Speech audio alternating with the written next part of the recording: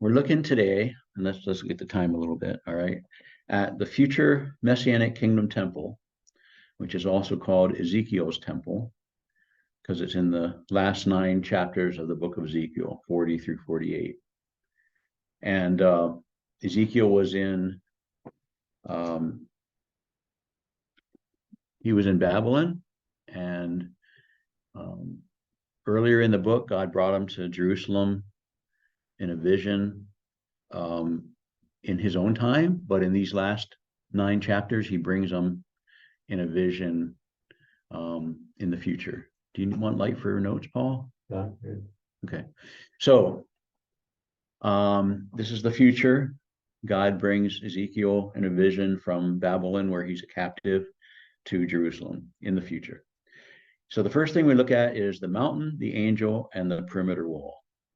So when he first comes to Jerusalem, the first thing he sees in the visions of God, he brought me into the land of Israel and set me on a very high mountain. Now, Jerusalem right now is not on a very high mountain, but Isaiah 2:2 says, "It will come to pass in the last days, in the future, that the mountain of the Lord's house will be established in the top of the mountains," meaning it'll be the largest mountain in the world. So that's because not only because Jerusalem will be lifted up, but also because the other mountains like the Alps will be brought down. And then Zechariah 14, we looked at this so many times, but we should look at that again. Paul, do you want to read that section? Zechariah 14. His feet will stand in that day on the Mount of Olives, which is before Jerusalem on the east. And the Mount of Olives will cleave in the midst thereof toward the east and toward the west, and there will be a very great valley. All the land will be turned as a plain from Geba to Rimmon, south of Jerusalem, and Jerusalem will be lifted up. Okay, so when Messiah returns and his feet touch down on the Mount of Olives, it'll split into, and Jerusalem will be lifted up on a mountain, high mountain, and the rest of the mountains around Jerusalem will be turned into a plain. So the first thing that Ezekiel sees is a mountain. The next thing he sees is a man that looks like brass. In other words, this is an angel. And behold, there was a man whose appearance was like the appearance of brass, with a line, of flax in his hand, and that's for measuring long distances, and a measuring reed, that's for measuring short distances. And he stood in the gate. I actually have him standing by the wall, but he stood in the gate. And behold, a wall on the outside of the compound round about. And in the man's hand, a measuring reed of 6 cubits long by the cubit and a handbreadth. In other words, there's 3 measures of cubits. And the medium one is the normal one. And this one is a large cubit. It's a normal cubit plus an extra handbreadth added. This is the kind of cubit I believe they used in Egypt. And that's the cubit they're using for this temple. So he measured the width of the wall, 1 reed, and the height, 1 reed. So again, this wall, he may actually be measuring the wall where the gate is, but there is a wall out here too. So I just put him by this wall. I'm not sure which wall he's measuring at this time, but the point is that it's 1 reed tall and 1 reed wide. So how many cubits is it? 1 extra long cubit. Well, six long cubits. Oh, 6 long. Yeah, the reed is 6 cubits long, but the cubits are long cubits. That's okay. So a long cubit is almost 2 feet. It's 21 inches. So you can convert it in your head. If it says that the wall is one reed, which is 6 cubits, long cubits, then it's about 12 feet. Why do I say 10? Well, you can roughly say about 12 feet, just double it. So there we have the mountain, the angel, and the wall. All right, the next thing that happens is that this angel starts to show Ezekiel around the temple, this future Messianic Kingdom temple. And the first thing he shows him after the wall is the gate, the outer eastern gate. So you want to read that one, John, the 6 guard rooms part right here, this paragraph? Then he came to the gate, which looks towards the east. Every little guard chamber was 1 reed long and 1 reed wide, and between the little guard chambers were 5 cubits, and guard chambers of the eastern gate were 3 on. And the porch of the gate was inward. That's the one you missed. And the porch, right? The gate was inward. Yeah. And the little guard chambers of the eastern gate were 3 on this side and 3 on that side. Okay, so here's a picture of it. We got the eastern gate, we're inside. We got 3 little guard chambers on this side and 3 little guard chambers on this side. And we have 5 cubit passageways in between that lead out to the pavement on the sides of the gate. So these are also arches, though you can't see the top of them. And I didn't really use the CAD design program to make an arch out of it. But those are ways that you can go out the side of the gate rather than going all the way through to the outer court.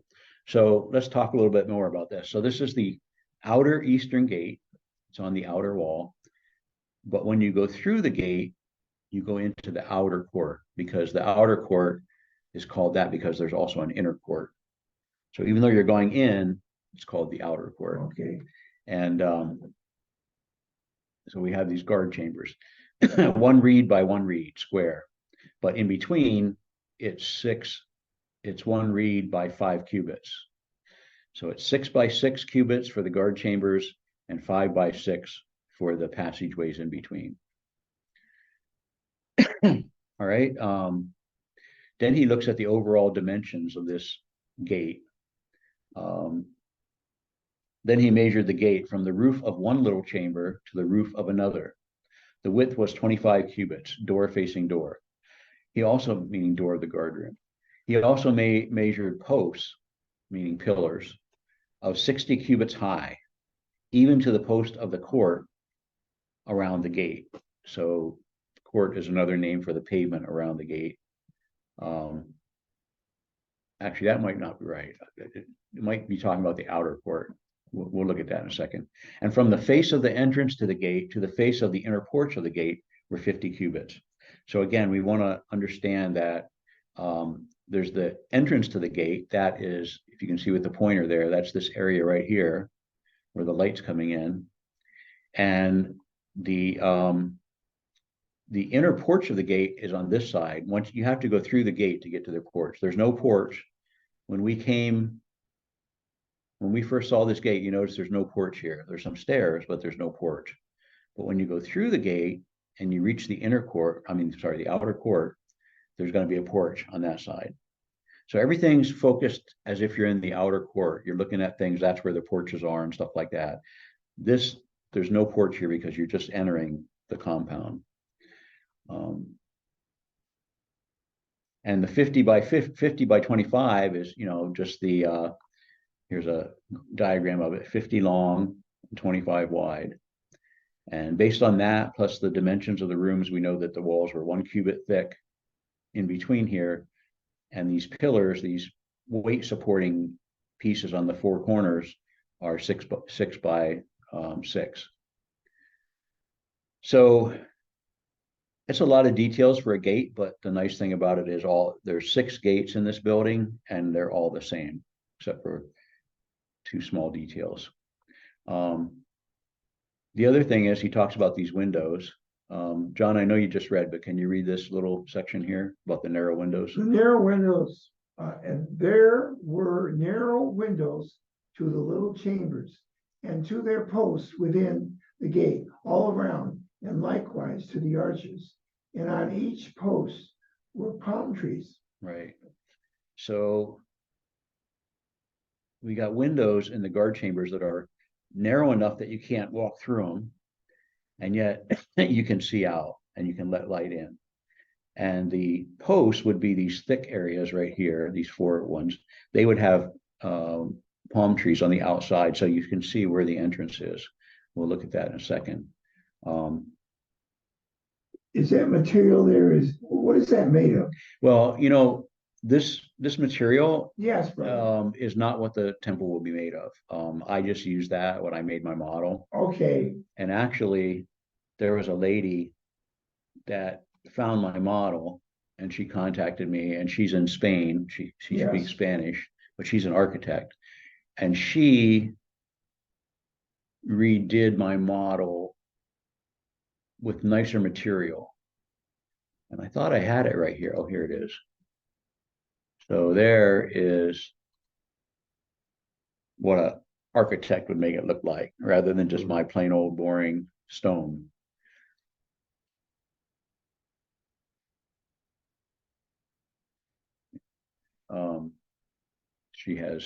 She has a video on here, but I think I'll just skip that for right now. So that was a good question. Thanks for asking that. We're going to look more at this gate so we get a little more comfortable with it. But before we do, I want to talk about some problems with non-literal interpretations. You know, I think one of the main reasons these 9 chapters are in the Bible is just to fight against symbolic interpretation. Because, you know, when God just mentions like the seed fell among the tares, that's one thing. But when he gives 9 chapters of details, it's probably not symbolic. You know, when he talks about the 120,000, 144,000, the 12,000 from every time of Israel in Revelation, and he says 12,000 from the tribe of Levi, and 12,000 from the tribe of Gad, and 12,000 from the tribe of Reuben. When he goes on and on and on like that, it's not symbolic. Well, here we got 9 chapters of details. It's not symbolic. But when you try to make it symbolic, you run into all kinds of problems. So here's a famous expositor. He wrote a commentary on the whole Bible, Matthew Henry, but he's Reformed, and so he's got problems. He's got a difficulty here. He says, here is a vision beginning at chapter 40, which is justly looked upon to be one of the most difficult portions in all the book of God. Well, it's not really difficult if it's a building, right? If those cubits represent cubits, it's not hard. It's only if you have to explain what all those cubits are, because you say it can't be Israel being important in the future. It can't be a Messianic kingdom on earth with a literal temple that's rebuilt, although it's never been built this way before. You know, so because you come to it with the idea that it can't be what it says, then you're in all kinds of trouble. So Matthew Henry and all Reformed theologians have a horrible time with these 9 chapters, because they're approaching it from an invalid way of interpreting Scripture. The second thing that's wrong with it is inconsistency. So Matthew Henry says, the chambers, as they were each of them 4 square, denoted the stability of the church. So I say inconsistency because if he's saying these 6 by 6 chambers represent the stability of the church, well, what about these 5 by 6 passageways? Do they represent the instability of the church? You know, but he only grabbed this one. He feels that if something is square, there's less chance of it falling over. So, and it has to be about the church, right? Because the Bible wouldn't talk about anybody except us, right? It's all about us. So it's got to be about the church for him. And it's got to be, what is it? Something square? Well, it must be stable. That's all he can come up with at that point. But he's very inconsistent because he doesn't deal with the 5 by 6. He doesn't say, well, then the 5 by 6 chambers show that the church is unstable. And it's inefficient. So there's 6 by 6 chambers in each gate. 1, 2, 3, 4, 5, 6. And there's 6 gates. So that's 36 chambers. That's an awful lot of cubits and text going into describing each gate to talk about that the church is stable. God could have much easier just said, Ezekiel could have said, I saw the temple, it was 4 square, that means the church is stable. But no, he's got 9 chapters of details on saying the church is stable. And he's got another problem. Uncertainty. He's got some other ideas that might be just as good. He says, the chambers were very many, for in our Father's house there are many mansions. Now, I don't really consider 36 that many for all the millions of believers that are going to be in these chambers, but he says it's many. And then he said, now some people, when they interpret it, they make these chambers to represent the particular congregations of believers, which are parts of the great temple, the universal church. Which is right? Or is something else right? Nobody knows. Even Matthew Henry doesn't know. He says, I really like my interpretation about the church is stable, but I also like these other people's interpretations that, maybe it's the separate congregations of the church. Maybe it represents chambers in the mansions that Jesus is going to build for us, or maybe it represents something else. And so that's what's wrong with symbolic interpretation. Nobody knows who's right. It can mean a million things, maybe not a million, maybe 10,000, but just come up with as many as you can, and nobody can prove you right or wrong. So if something can mean anything, it basically means nothing. It's of no value. And God did spend 9 chapters of the Bible writing nothing. Another problem with, I don't know why my mouse doesn't work sometimes. Another problem with using symbolic interpretation is partiality. So Dr. Peter Pett says 5 cubits, referring to the spaces between the guard rooms. 5 is the number of covenant. It's thus prominent in this heavenly temple. There were 5 fingers to the hand with which covenants were confirmed. So he says, oh, this is a heavenly temple. No way could it mean what it says, that it's, a future temple for Israel and the Messianic Kingdom on earth. No, it can't mean that. This is a heavenly temple. And those 5 cubit spaces in between the guard rooms represent the covenants, because when you make a covenant with somebody, a deal, you shake hands, and there's 5 fingers on your hand. So therefore, that's how we know that that's talking about covenants and so forth. Well, I'm not sure they shook hands to make deals back then, but in any case, he, on the other hand, unlike Matthew Henry, he ignores the 6x6 areas because he's into covenants. So he just ignores the 6x6 areas. But when you're, interpreting it literally, you can't ignore any areas. If I ignored one wall, for example, the building wouldn't be a whole building and have a big hole in it. Let me give you an alternative symbolic interpretation. Let me suggest this might be the interpretation, kind of tongue in cheek. There's 6x6 cubits rooms on one side, 666, and there's 6x6 cubit rooms on the other side, 666. And we know that 666 is the number of the Antichrist. So maybe this is a trap. This whole building is actually going to get us to go in there, and it's going to really be the Antichrist that takes us. That's just as valid as any of these other interpretations. So really, when God gives this much detail, you have to stick to literal, take it at, unless he says it's symbolic. Sometimes he says, there were these mountains and the mountains were kingdoms. Okay, that's fine. Now for one, he's truly being symbolic because he told you. And secondly, you know what it means. You don't have to argue with people about, well, I think it's the, rooms in our fathers in our mansions, and somebody else, no, I think it's the separate congregations on earth. You don't have to argue about that because the Bible will give you the interpretation. All right, so we're going to go on a little bit more to the outer court and the lower pavement. So Paul, you want to read this paragraph here? Ezekiel 40:17. Then he brought me into the outer court, and lo, there were chambers, and a pavement made for the court round about. 30 rooms were on the pavement.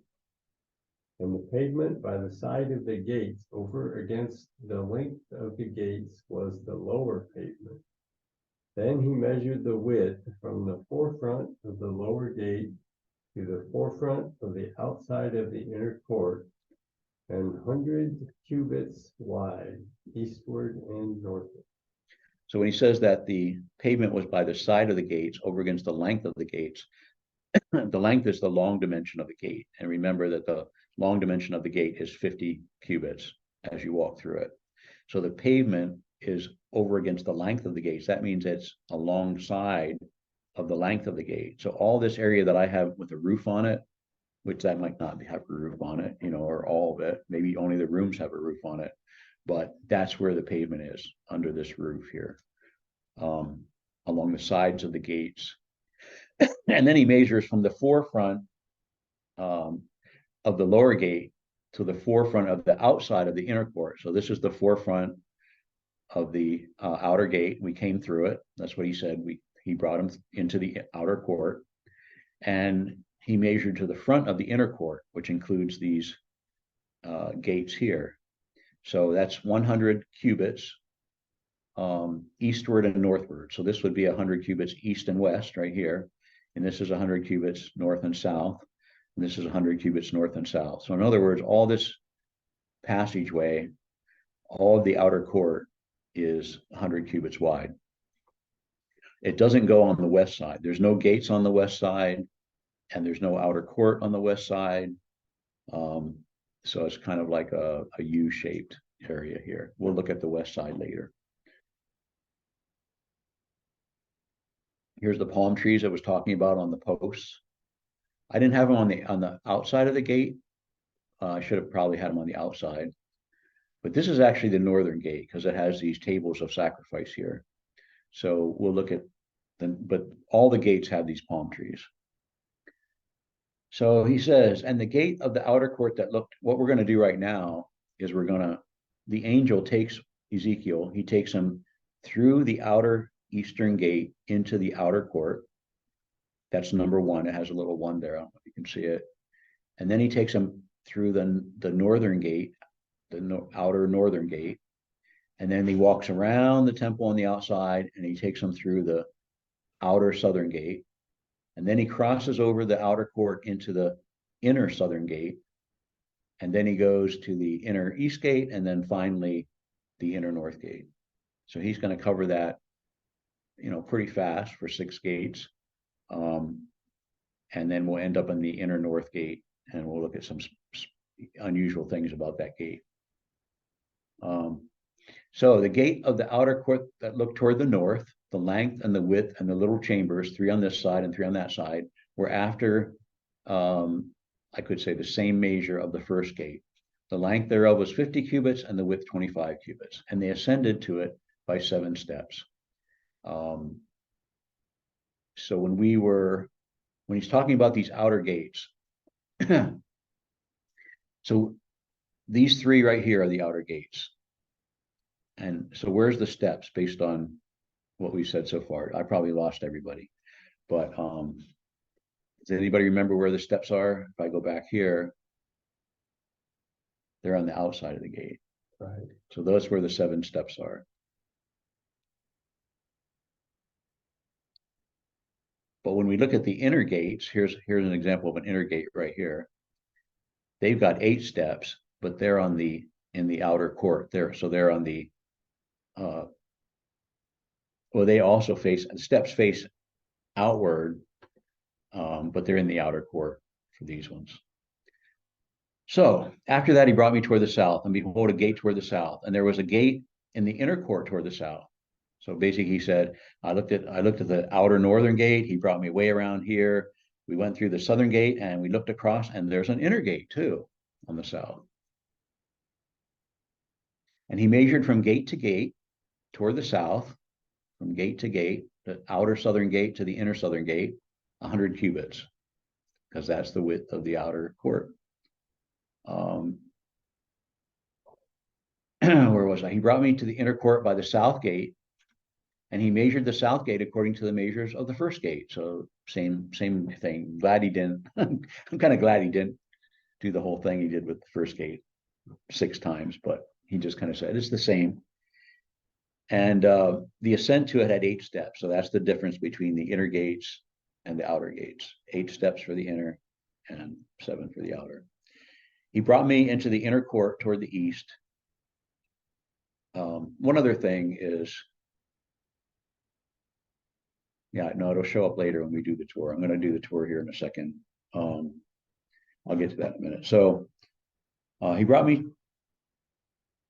to the inner court toward the east, and he measured the gate according to these same measures. So he's measuring this inner court on the east now. And in the porch of the gate, oh no, I'm sorry. And he brought me to the north gate and measured it according to the same measure. Now we're finally at the inner north gate, which is a special gate. Kind of the special gates, well, they all have a special purpose, but the ones we've looked at so far, the eastern gates are special and the northern gate, maybe we'll get there. So in the portion of the gate were two tables on this side and two tables on that side to slay thereon the burnt offering and the sin offering, the trespass offering. And at the outside, as one ascends up to the entry of the gate, that is up the steps, were two tables. And on the other side, 4 tables were on this side and 4 tables on that side. 8 tables were on they slew their sacrifices. So I have 8 tables here in this picture, but I have them wrong because it said 2 were along the stairs, the steps as you go up, and the other 2 were on the porch.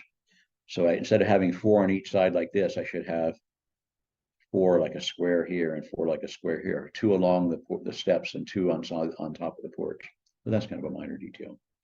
Now, why are they going to have sacrifices in the Messianic Kingdom? Didn't Jesus take away all our sins and you don't need animal sacrifices anymore? Well, the answer is that even the sacrifices of the Old Testament didn't take away sins. They were just to point people to the Messiah. And these sacrifices will be pointing people back to the Messiah, what he did on the cross. Just like right now, we have the Lord's Supper where we have wine, which represents blood, and we have bread, broken bread, which represents a broken body. They will have the animal sacrifices to represent Messiah's blood, Messiah's sacrificed body. So that's why Jesus said that, he says, I will not, he says Paul says in 1 Corinthians that we should remember the Lord's Supper until he comes. Once he comes, then we switch to this way of remembering the Lord's death. So Hebrews 10:4. It isn't possible that the blood of bulls and goats should take away sins, not in the Old Testament, not in the future, never. We have the Lord's Supper until he comes, 1 Corinthians 11:26 says, and then Jesus said, I will not drink henceforth of this fruit of the vine until the day when I drink it new with you in my Father's kingdom. So when Jesus comes back, we'll celebrate the Lord's Supper until the kingdom is set up, the Messianic Kingdom is set up, and then it'll switch over to this other way of remembering. And we need to have this remembrance because Revelation 20 says that at the end of the 1,000-year Messianic Kingdom, there's going to be a rebellion by the people that were born in physical bodies during that kingdom time. They're going to rebel. So they need to be reminded that, well, first of all, they need to be saved. They're going to be born in physical bodies. And secondly, they need to remember that of the consequences of sin if they don't trust in the Messiah. So we're going to stop there before we get into the inner court and bring up the model. And I do that by clicking, no. This one? Yeah, okay.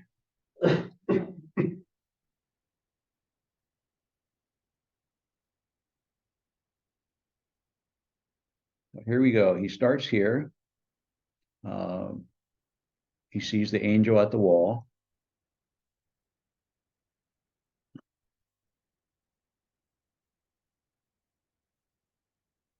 And then he goes in to the eastern gate.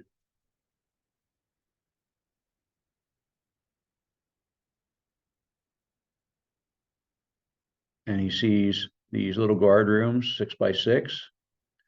And it talks about these barriers, but I didn't cover that for time. And then the space between, so you can go through them. Why is it not going through it?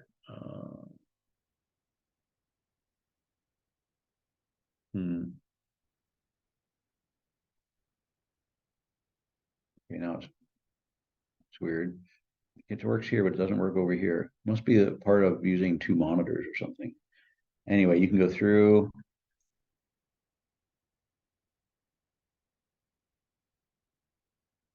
Hate getting caught in the walls. Out into the pavement that's alongside the gate.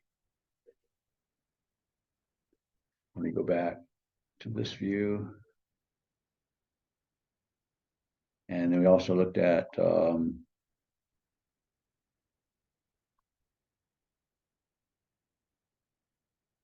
windows. Well, that's the view we looked at. We talked about symbolic interpretation.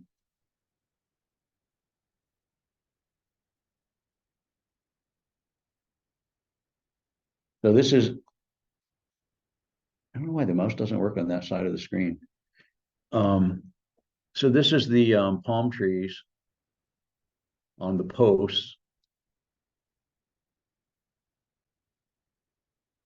And so here's the porch. The porch is on the porches all face the outer court. Everything is for that purpose. So the inner gates also have their porches facing the inner court. So the porches of the outer gates face west, the porches of the inner gates face east, but they all face the outer court. Now, these steps right here is a mistake on my model, which I should fix. I realized after I built this model that there shouldn't be any steps right here. They're only mentioned on the outside of the east gate. So you're heading towards the center, and then there's steps on the outside, on the outer court side of the inner gates. So you keep on going up, you're ascending. This should all be filled in right here, so that each layer you go up to is a higher layer. So these steps are wrong.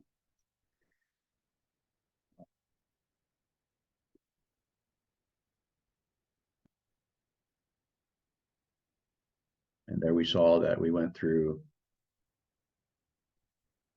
came in the east outer, went through the outer north, came in the outer south, went into the inner south, then the inner, he showed them the inner east, and then the inner north. And then we looked at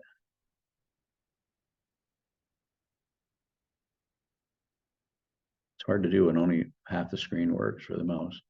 Then we looked at these tables on the north here.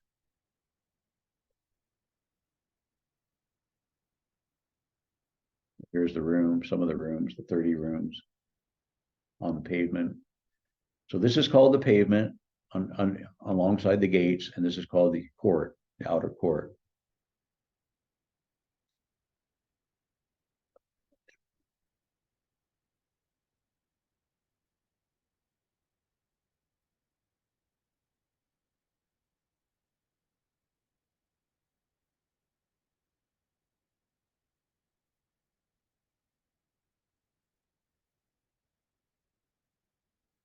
Trying to get to the northern gate.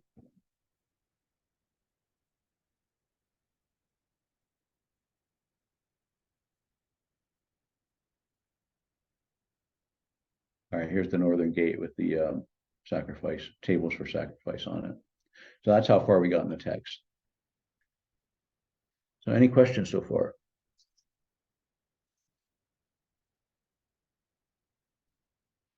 Okay.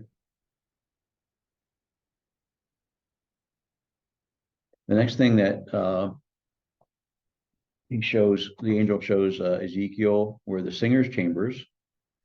Outside the inner gate were the chambers of the singers in the inner court.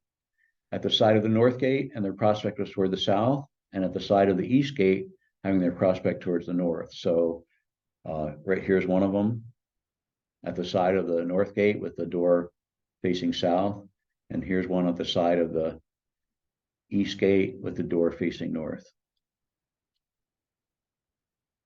There might be other ways to display that, but the idea is that there's chambers for the singers, because you read about in the Psalms how they had singing and musicians at the temple. And then the inner court, he measured the inner court 100 cubits long and 100 cubits wide, 4 square. We know what Matthew Henry would say about that. And the altar that was before the temple in the middle of the inner court. And then we come to the holy place, the first room when you go in the temple. John, you want to read that one? This part here afterward. Afterward, he brought me to the temple, and he measured the length thereof 40 cubits, and the width 20 cubits. Right. Whereas when you get to the most holy place, the Holy of Holies, it's a square, 20 by 20. He went inward and measured the length thereof 20 cubits and the width 20 cubits. And he said to me, this is the most holy place. Now they have these palm trees and cherubs inside on the walls, alternating palm trees and cherubs. The cherubs are supposed to be two-faced cherubs, but I could only find one-faced cherubs. Cherubs come in two-faced, I think one-faced, two-faced, and four-faced varieties. Probably Satan is two-faced. No, I don't really know, but the cherubs in the Shekinah glory and the cherubs around the throne are four-faced cherubs. They have like the lion and the man and the eagle and a bull or calf or whatever. Okay, so then this is a kind of complicated part. I'm not going to go into this, but I'll just read it. Afterwards, he measured the wall of the temple 6 cubits, the width of every side chamber 4 cubits. So there's side chambers around the outside of the temple for like the priest to use. In the side chambers were 3, one over another, and 30 in order, and they entered into the wall which was of the temple. The foundation of the side chambers were a full reed of 6 cubits, and between the chambers was the wideness of 20 cubits round about the temple on every side. So these wooden structures are made so that they can connect to the temple wall without being connected. Like they stick out an extra cubit so they can rest on the little ledges here. And over here, number 8, this area right here is the separate place, called the separate place. And that's the 20 cubits around the temple on every side. Basically just ways to cut the temple off from the common. Now we come to the west building. So we just looked at this area here. We looked at the temple with its side chambers and a little walk around path, and the separate place right here, 20 cubits all the way around.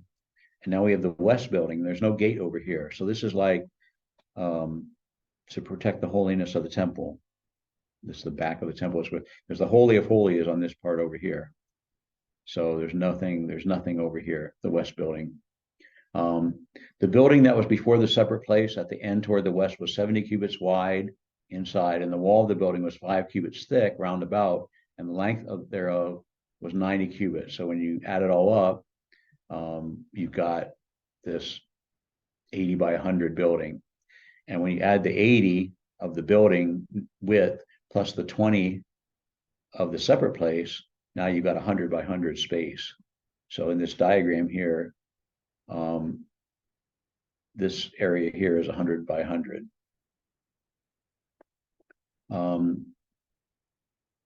He measured the temple 100 cubits long, and the separate place in the west building with the walls thereof 100 cubits long. Also the width of the face of the house and of the separate place toward the east 100 cubits. So since the temple is only, even though it's 100 cubits, since the temple is only, might need my glasses here. Since the temple was only 20 cubits wide, because the holy place was 20 by 40 and the Holy of Holies was 20 by 20, and then you got those walls around it with the 20 on each side for the separate place. So that's how you get out to be 100 by 100. It was 60 long, but then you have the separate place, which is 20. And you have that path around it. Anyway, so it comes out to these square areas. I think I have another picture maybe of when you add like the west building and the separate place and the temple, you come up to 200 by 200. Whereas the inner court is 100 by 100. But then you've got the pavement. The upper pavement is along the inner gates. And the lower pavement is along the outer gates. They're both 50 wide, right? Because the gates are 50 long that go through those, across those pavements. So when you add everything together, you end up with a 500 by 500 area, and a 50 cubit border around it. So it's very interesting how these, like here it's 200 plus 100 plus 200. So that's 50 plus 100 plus 50 for the gate and the outer courts. That's 200. And on the top, 50 for the gates. I'm sorry, 50 for the pavement, 100 for the court, and 50 for the upper pavement. So that's 200. And then you got 100 in here for the building and stuff. So it comes out to 500 altogether.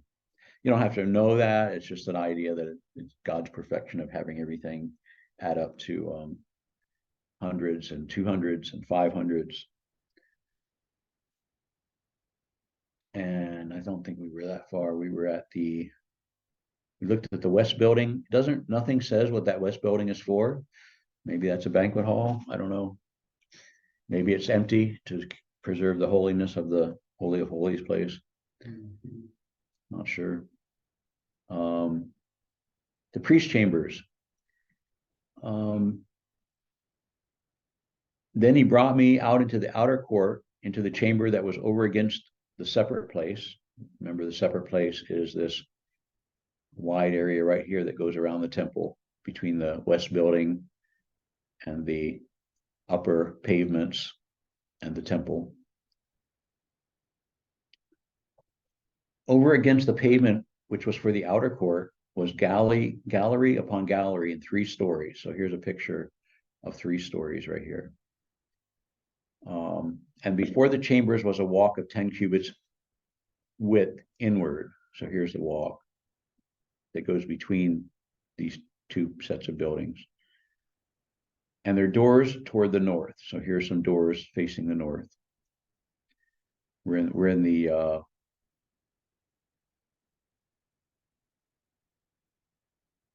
we're right alongside this northern gate. We're this area right here. Here's the northern gate. We're in this area here is where the priest chambers are on this pavement, this upper pavement.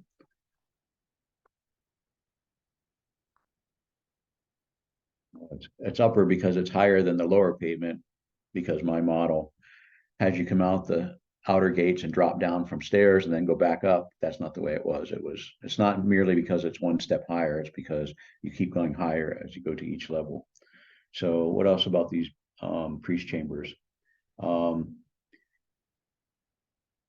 So the length of the chambers that were in the outer court was 50 cubits, but on the temple side, it was 100 cubits. That's why here you have a 50 cubit area. You can see the pointer. And here you have 100 cubit long. Well, here's 50 sticking out. So it's 100 along the temple, only 50 along the outer court. So there's 50 that sticks out here that you can see it from the outer court. You can see these doors, because from here is where the priests are going to work on the people sacrifices and stuff. Then he said to me, the north chambers and the south chambers, which are before the separate place, they are the holy chambers where the priests that approach the Lord will eat the most holy things, and the meat offering and the sin offering and the trespass offering, for the place is holy. So this keeps the priests away from the people. They have special garments that they put on when they go out to the people, and they have special garments that they put on when they stay here in the holy, in the area that's holy. Because the people are going to be allowed to walk in the outer court, but no people will be able to enter the inner court, the upper pavement, the inner gates. All right, so here's the overall dimensions, and we have a textual problem.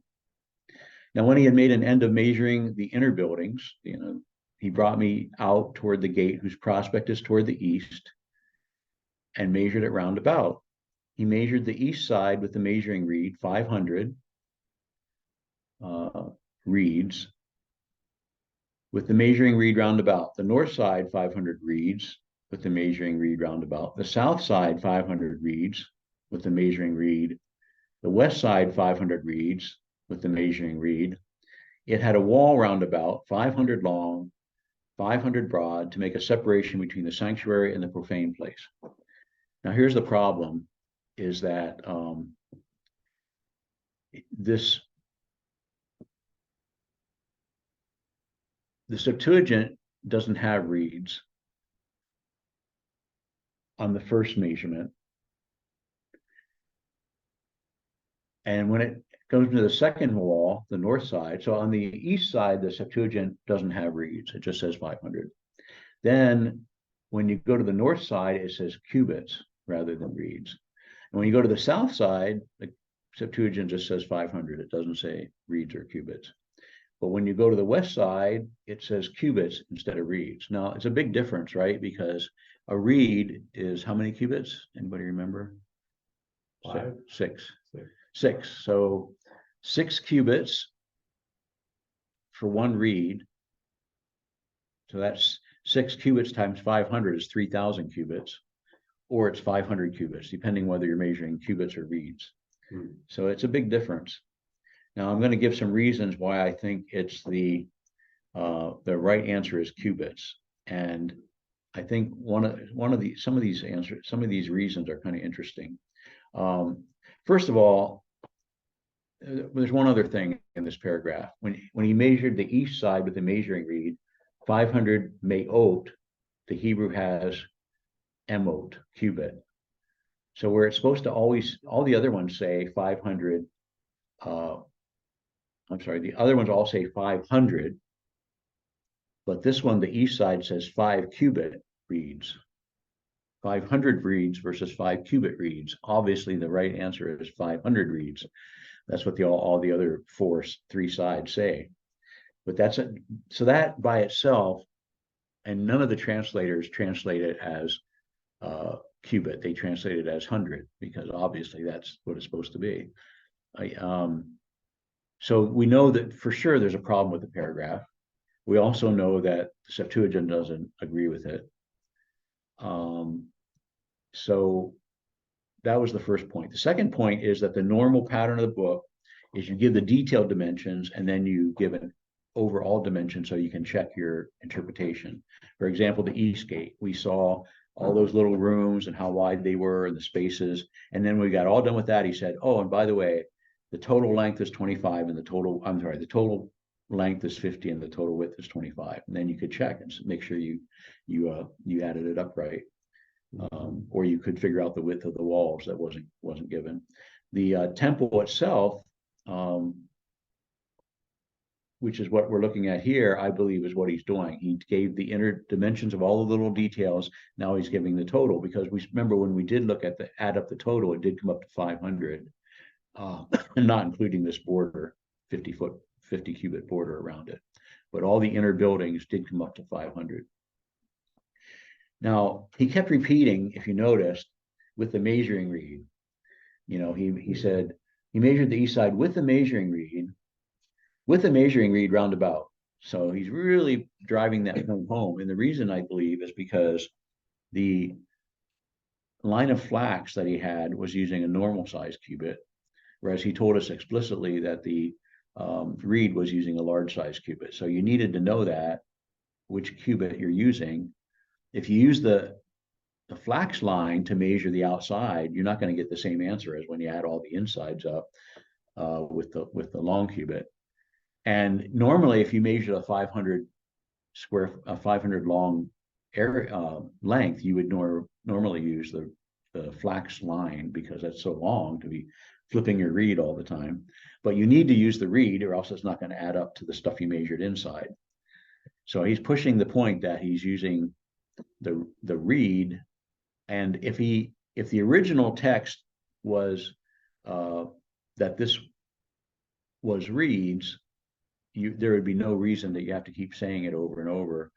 Obviously, if you measure reeds, you're using the reed, but you don't measure reeds with a flax line.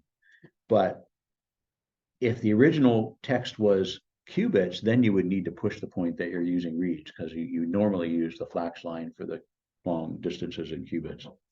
So that the fact that he keeps saying, repeating with the measuring reed, to me indicates that it said cubits, and he wants you to know I'm not using the flax line cubits, I'm using the measuring reed cubits.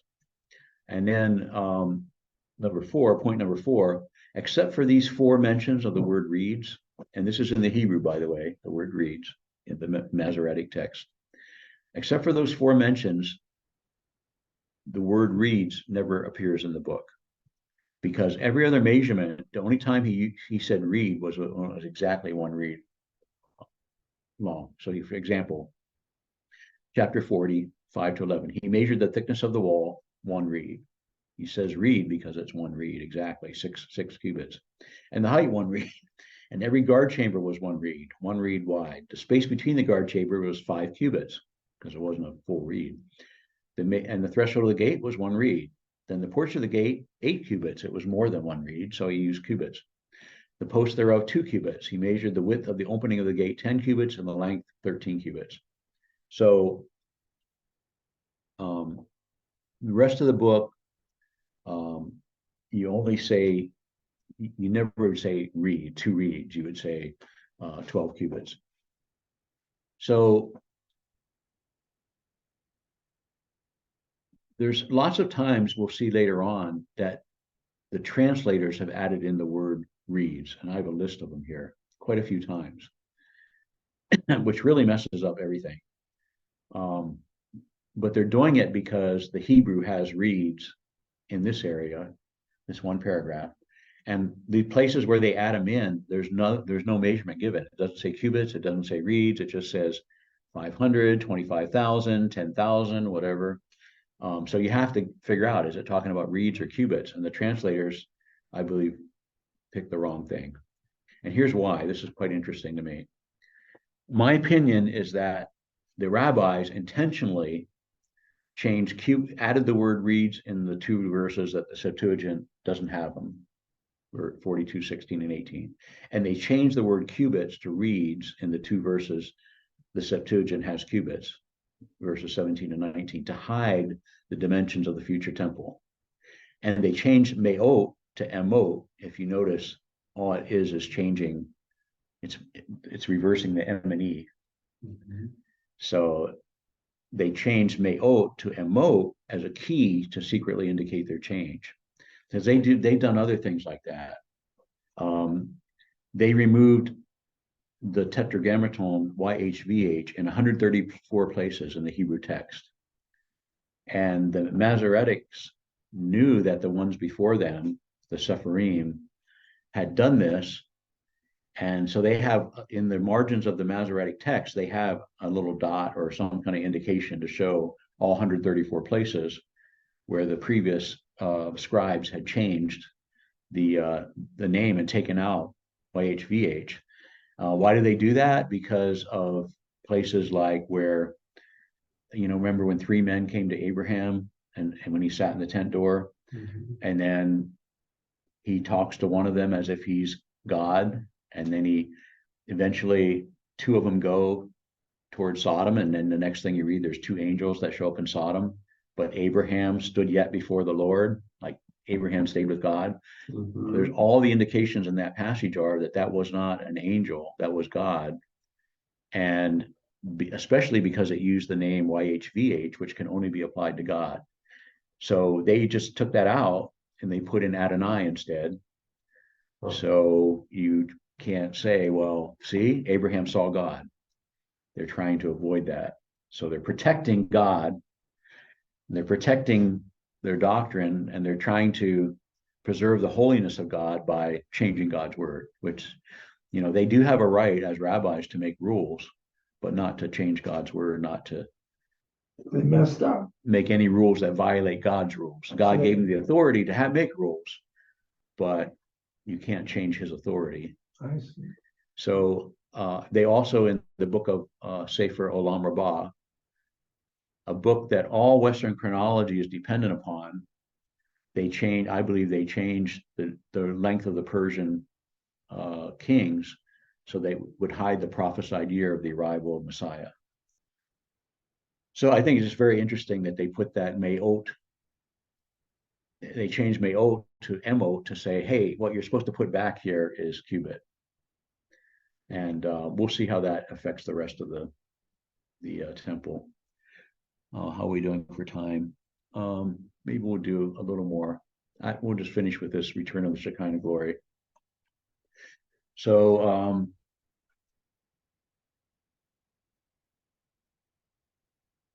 kind of long, Paul, but can you read that? Sure. The first paragraph, Yeah. Ezekiel 8:16, 10:4-5, and 11:23. At the door of the temple of the Lord, between the porch and the altar, were about 25 men, with their backs toward the temple of the Lord, their faces toward the east. They worshipped the sun toward the east. Okay, so this is the old temple. This is back in Ezekiel's time, when God brings him in a vision to the way things were during his time while he was a captive in Babylon. But he's talking about at the door of the temple of the Lord. So this is the building is different, but it has some similarities. What would be the best picture? So,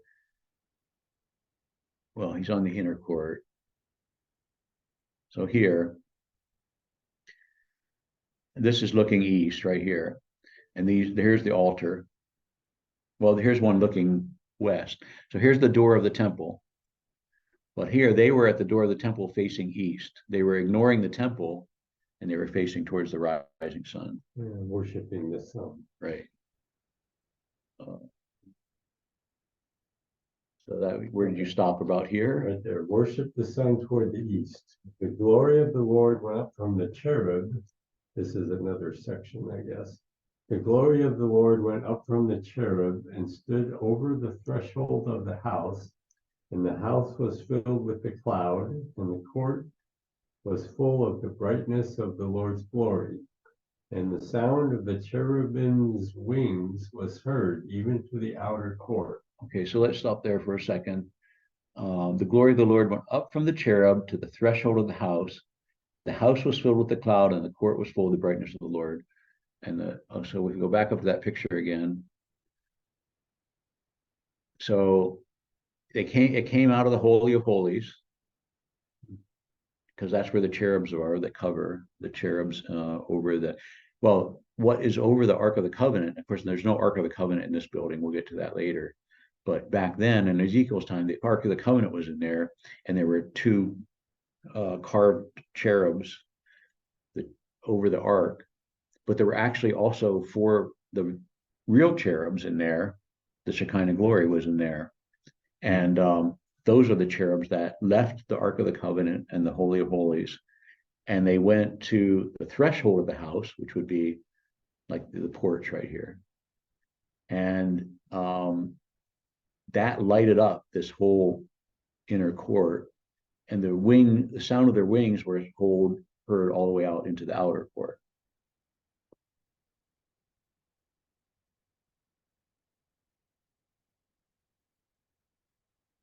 And then here. So that's the final section, chapter 11, I guess. And the glory of the Lord went up from the midst of the city and stood upon the mountain, which is on the east side of the city. So it took all this time, 8 through 11, as the Shekinah glory slowly and reluctantly leaves Israel. It leaves the Holy of Holies, it moves to the threshold, and then finally it moves to the mountain, and that's the last you hear of it. And the mountain, which is on the east side of the city, is Mount of Olives. Afterward, he brought me to the gate that looks toward, okay, now that was in the past. Now we're back in the future, Ezekiel 43. The Shekinah glory is already gone from the temple. It left during Ezekiel's time. Afterward, he brought me to the gate that looks toward the east, and behold, the glory of the God of Israel came from the way of the east, and his voice was like a noise of many waters, and the earth shined with his glory. And the glory of the Lord came into the house by the way of the gate whose prospect is toward the east.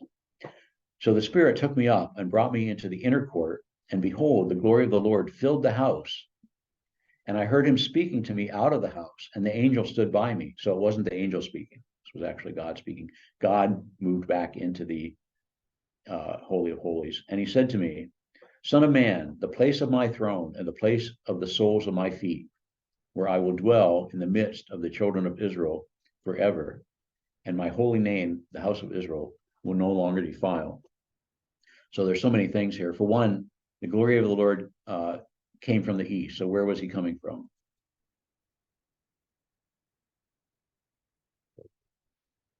Right, but what's on the east? Where did he leave from before? He went on sort of on the mountain, which is on the east side of the city. Mount of Olives, Right. So here he left at the Mount of Olives. Here he's coming back at the Mount of Olives. Mhm. And God the Father doesn't have physical feet, but God the Son does. And the Messiah does.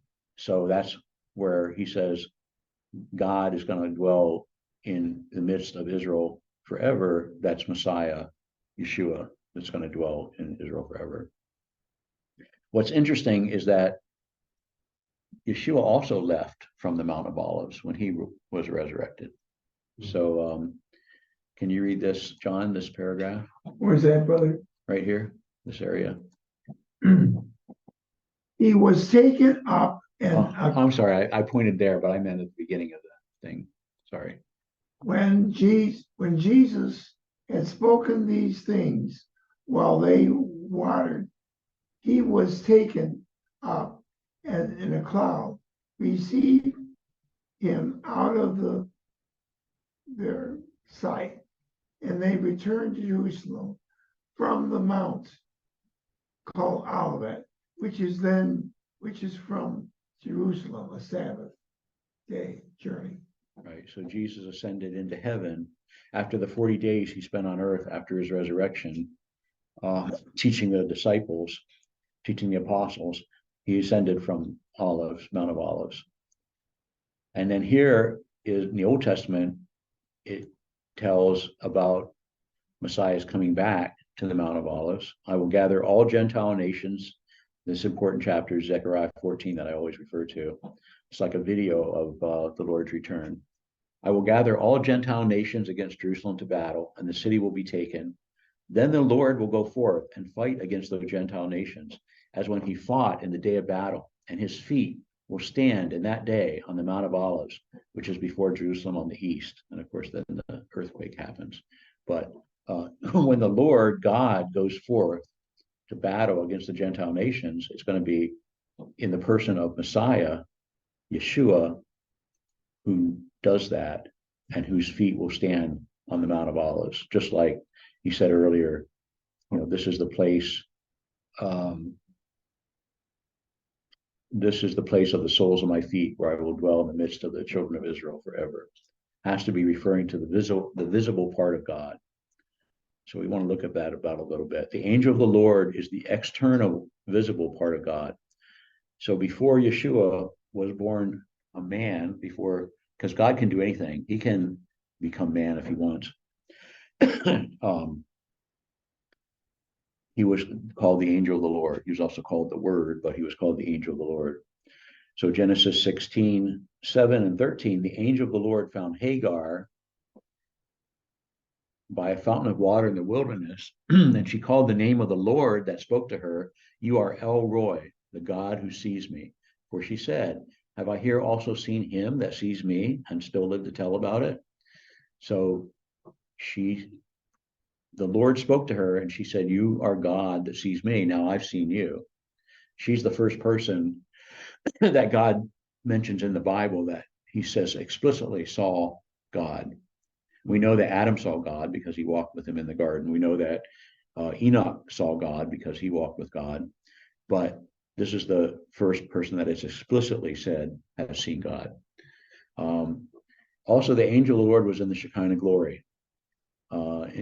Exodus 14 says, "And the angel of God, which went before the camp of Israel, removed and went behind them. And the pillar of the cloud, the Shekinah glory, went from before their face and stood behind them." So the Shekinah glory is a complex thing. It's a cloud, but there's something inside that makes it bright, that has a fire inside. And so during the day, you just see a bright cloud. But at night, you don't see the cloud, so the fire shines through. But what's making that fire is the cherubs, the four cherubs. And the reason I know that is because Ezekiel describes it in Ezekiel chapter 1 to start out his book. And secondly, it's Yeshua, because as the angel of the Lord, before he became flesh, he's shown as the angel of the Lord, because it says here in Ezekiel 1, describing the Shekinah glory, because like I said, most of chapter 1 is describing the contents and everything about the Shekinah glory, about the cherubs and their eyes and all over their wings and so forth. And their wheels, they have wheels. So above the firmament that was over their heads was the likeness of a throne. And on the likeness of the throne was the likeness as the appearance of a man above on it. Well, it was the appearance of a man because angels look like men. Men look like angels and angels look like men. So this was not an angel, but he was called the angel of the Lord. He was called the angel of the Lord because he was actually the visible part of God, but he looked like an angel. So he also looked like a man. So God always has had a visible part. Before Yeshua was made man, before the angel of the Lord became Yeshua as a man, he was the angel of the Lord. He was visible, but he was a spirit. Angels are spirits. They don't have bodies. And then when he became a man, he's Jesus, he's Yeshua. But even now, Yeshua, according to Revelation chapter 1, is shining as bright as the sun. His feet are like brass in a furnace. So that's the glory of the Lord. If he was in the Shekinah cloud right now, we would see the Shekinah cloud shining brightly during the day and fire at night. When the three apostles, Peter, James, and John, went up on the mountain and Jesus was transfigured before them, they saw him shining like the sun. So what I'm saying is that when Yeshua returns and his feet touch on the Mount of Olives, and then he makes his way into the temple and goes into the Holy of Holies, the Shekinah glory around him will go into the temple. And this is not the first time he's done this. He was the one that was in the cloud when it first went into the temple, when it was first built by Solomon. He's the one that left the temple as the angel of the Lord, when Ezekiel describes it in these verses. And then he's the one that Ezekiel sees when he sees the Shekinah glory coming from the east, and then this person speaking to him out of the Holy of Holies saying, "This is the place of the soles of my feet," which again, God the Father doesn't have physical feet, but Jesus does have physical feet. And so he spent, so, that's the question, like, where was Jesus before he became incarnate? Was he hanging around out in heaven? Where was he, say, right before he became incarnate? Well, he wasn't in the temple because he left the temple back in Ezekiel 11. So he was in heaven. But most of the 2,000 years before that, he spent in the Holy of Holies, in the Shekinah glory, either in the cloud that Moses led the people in the wilderness, or in the tabernacle, or in the temple. He was in the burning bush when Moses saw the burning bush, because it says Moses saw the bush burning, and the angel spoke to Moses out of the bush, and God spoke to Moses out of the bush. It was a very busy bush, or it was one person who was both God and the angel of the Lord. So how do you now? So this is mostly in Genesis that you see people seeing God. It's very interesting. The first book of the Bible, and the most authoritative book of the Bible in the eyes of the Jewish people. And yet that's where you see that God is visible. You can see God. He's always been visible. But you can't see God. That's also true, because John says, no man has seen the Father. There's part of God that you can't see, and there's part of God that you can see. This is how the Jews deal with this issue. Sefer HaKarim, which is a 15th century work, says the tetragrammaton cannot be applied at all to any being other than God, YHVH. Hence the name is called Shem HaMephorash, distinct and separate name. And yet, and this is their explanation, we sometimes find this name applied metaphorically to other beings, as in the biblical verse, and the Lord, YHVH, went before them by day in a pillar of cloud to lead them the way, while in a subsequent verse we read, and the angel of God who went before the camp of Israel removed and went behind them. The explanation of this usage is that names are metaphorically applied to things other than that which they properly designate. He says, in the same way, the Bible calls the Shekinah, or the glory, which was seen or apprehended in a prophetic vision, the Lord, as in the expressions, and when the Lord saw that, he turned aside to see, this is Moses in the bush, the Lord said, I have surely seen the affliction of my people that are in Egypt, when he was in the bush. And then also, I think this is Isaiah, I saw the Lord sitting upon a throne, high and lifted up. It is also called the God of Israel, as in the expression, they saw the God of Israel. This is the elders, the 70 elders in the wilderness that went up on the mountain, and they saw and ate with the God of Israel.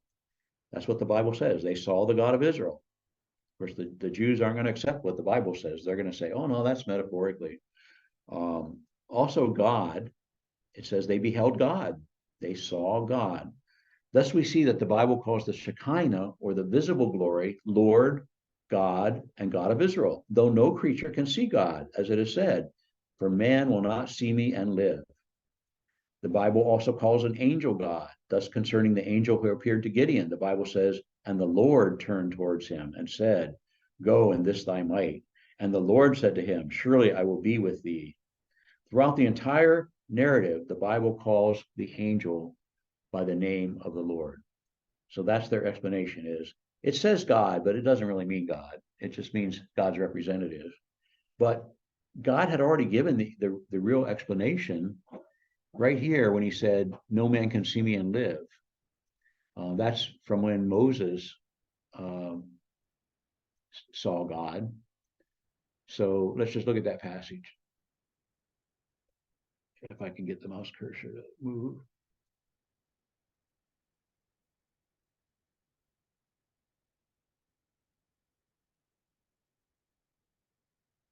Verse, I don't know.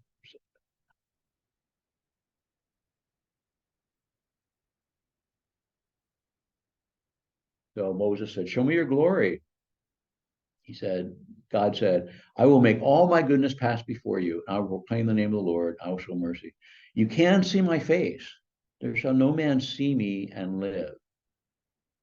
But he said, there's a place by me, and thou shalt stand upon a rock, and it shall come to pass, while my glory passes by, that I will put thee in the cleft of the rock and cover you with my hand. I'll take away my hand, and you will see my back parts, but my face shall not be seen. So the answer is right there. It's not the answer that God says God when he doesn't mean God. It's that you can see part of God, and there's another part of God you can't see, that no man will ever see. So Yeshua is the visible part of God. Just like we have a body, soul, and spirit, I don't see your soul. I don't see your spirit. I can only see your body. Yeshua is the only part of God we can see. You could see him before as the angel of the Lord, because he looked like an angel, which also looks like a man, but he was spirit. Now you can see him as a physical man, 100% full flesh man that we can see, but still 100% God. Like he's like the body of God. Like our body is our body compared to our soul or spirit. So this is all to say that when it talks about the Shekinah glory entering back into the temple, it's just Yeshua entering back in to where he spent 1,000 years before and where he left from. Except before, when he entered in, before when he was there as the angel of the Lord. Now he's there as Jesus, the man. So we'll look at that again in the next time, because that gate is going to be closed because the glory of God came into it, the eastern gate. So it's not like people say today, Well, when that eastern gate is sealed up right now. Why don't I just bring that up? I know we're going over time, but this is the end of it. So if I say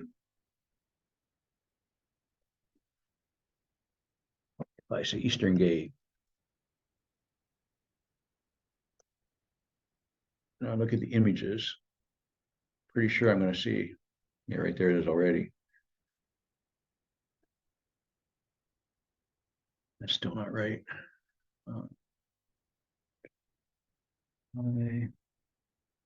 This. Okay. So here's the eastern gate today, all sealed up. That's not what it's talking about, because it doesn't say that it, and people say today, whenever that gate is unsealed, that's when the Messiah is going to come back. That's not true, because it's just the opposite. Ezekiel says, first of all, this isn't the right temple. This is the temple. There's no temple there today. There's no compound. But in the future, there will be a temple. There will be a compound. And when that temple is built, the gate will be open. But once Messiah returns and goes into the Holy of Holies through that eastern gate, the gate will be sealed. So it's just the opposite of what they say. It's not when it comes unsealed, the Messiah comes. It's when the Messiah comes and goes through the new temple, that's when the gate will be sealed forever, because to honor the fact that the God of Israel came through that gate. Where were we? We were on. Okay. So that's all we'll cover today. So that's about half of it. Any comments? Now, when Christ comes, is the mountain's going to be automatically raised up? Yeah. It's going to. Yeah. Earthquake. Will cause it to do that. What causes it to do it? An earthquake will cause it. Yeah. I mean, he'll cause the earthquake, but the earthquake will do it. Will that be before the battle or after battle? After the battle. Okay. Yeah. The valley between the Mount of Olives and the temple, there's a valley there, right? The Kidron Valley. That's also called the Valley of Jehoshaphat. That's where the blood's going to flow as high as the horses' bridles. It's also called the winepress of the wrath of God. So Jesus is going to fight the Gentile armies from Edom. He comes back to Edom, it says, but he doesn't come down to the earth. He's in the sky, and he fights the Gentile armies back to the winepress, and finally destroys the rest of the Gentile armies in that valley of Kidron. And then the battle's over. And then he touches down on the Mount of Olives. He fights from the sky. He doesn't come down and fight on the ground with a sword. He fights from the sky with a sword of his mouth and some other things raised from his fingers. But anyway, so somebody says in the Old Testament, I saw him coming from the east, and his garments were red. And I said, why are your garments red? And he said, well, I couldn't find anybody else to fight these armies, so I did it myself, and their blood spattered on my garments. So most people don't think about Jesus that way, do they? But he also intentionally made a whip, right, of cords and drove the money changers out of the temple. Yeah, the answer is that the battle is over, but before his feet touch down. And I don't know if everybody gets a chance to leave first, or if he just supernaturally protects them. I'm sure he could do it. I'm sure he could protect them, the ones that survived in Jerusalem while that was going on. That's a good question. Anything else? I noticed that when I was reading archaeology, they found examples of holes in the ground where posts were put in. Now, would that be the one in the desert? Or, I don't know. It was interesting. Would that be in the desert, you said? They found them, or with the posts. Would that be part of the temple that were there? I guess it depends on where they found them. Okay. But it won't be part of the new temple, but it might be part of where the old temple was. There's a lot of interesting things under the Temple Mount. It's all honeycomb. Do you think the ark is going to be found? The ark is gone completely. What's your opinion? I think the ark is gone. But for sure, the ark will not be in this building, because it says that they won't have the ark in this building. And they'll say, instead of remembering the ark, they will remember the fact that they've come back to the land. So they won't have the ark. And you won't need an ark with Yeshua there in the temple. What about when they say the Jews are going to build their own temple? Yeah, I think they will. Well, I know they will, because a lot of things happen in the book of Revelation during the tribulation period. Remember those, the Antichrist is going to put his image in the temple. Jesus says that in Matthew 24. And the two witnesses that are going to be in the streets of Jerusalem, they're at the temple. So there has to be a temple built. It can be built.